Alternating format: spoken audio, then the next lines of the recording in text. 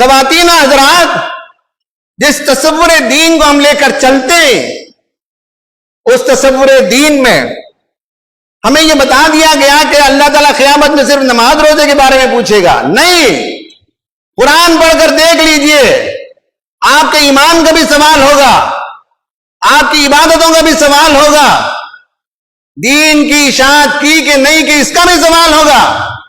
اور دنیا میں اللہ تعالیٰ کا بھیجا ہوا نظام قائم ہوا، عدل قائم ہوا، عدل کے لیے تم نے کوشش کی، ظلم کے ازالے کے لیے تم نے کچھ کیا، یہ سوال بھی اللہ تعالیٰ ہم سے پوچھے گا.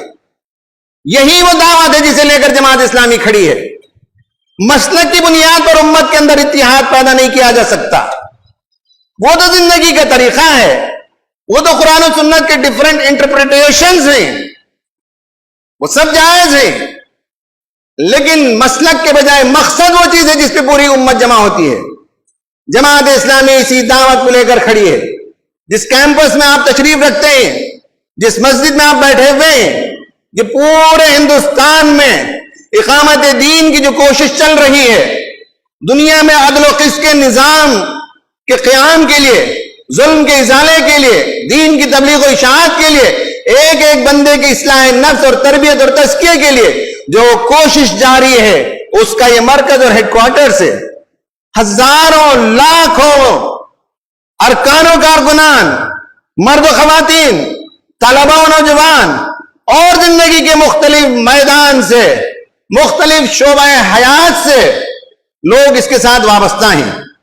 اور یہ پورا نظام آپ دیکھتے ہیں، ماشاءاللہ یہ پورا کیمپس آپ دیکھتے ہیں، یہ قومی چندے سے نہیں بنا ہے، یہ فارین ایڈ سے نہیں بنا ہے. یہ ارکان و کارکنان، ہمارا ہر رکن، ہمارا ہر کارکن اور ہمارا ہر متفق ماہانہ اپنی آمدنی کا کچھ حصہ ضرور دیتا ہے. اس سے پورا یہ کام چلتا ہے. کبھی آپ نے نہیں دیکھا کہ کہیں نماز کے بعد چندے کے لیے اعلان کیا جا رہا ہو. آپ اگر زکوٰۃ دیتے ہیں تو مستقیم تک پہنچا دیتے ہیں. ہم سیلاب کے لیے ہم پوچھتے ہیں، آپ پیسے دیتے ہیں تو سیلاب زدگان کے متاثرین کو ہم پہنچا دیتے ہیں. چرم قربانی دیتے ہیں تو غریبوں تک ہم پہنچا دیتے ہیں.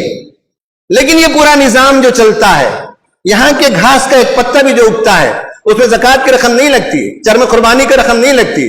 ارکانوں کارکنان اور چاہنے والے ماہانہ جو کنٹریبیوشن دیتے ہیں، اس کی بنیاد پر یہ پورا نظام چلتا ہے، پورے ہندوستان میں نظام چلتا ہے.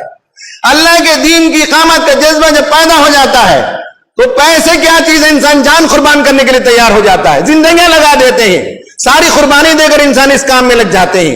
اور جب ایک اعلیٰ مقصد نہیں ہوتا تو انسان پیسے بھی بچا کر رکھتا ہے، جان بھی بچا کر رکھتا ہے، اور سب کچھ سینک کر رکھتا ہے.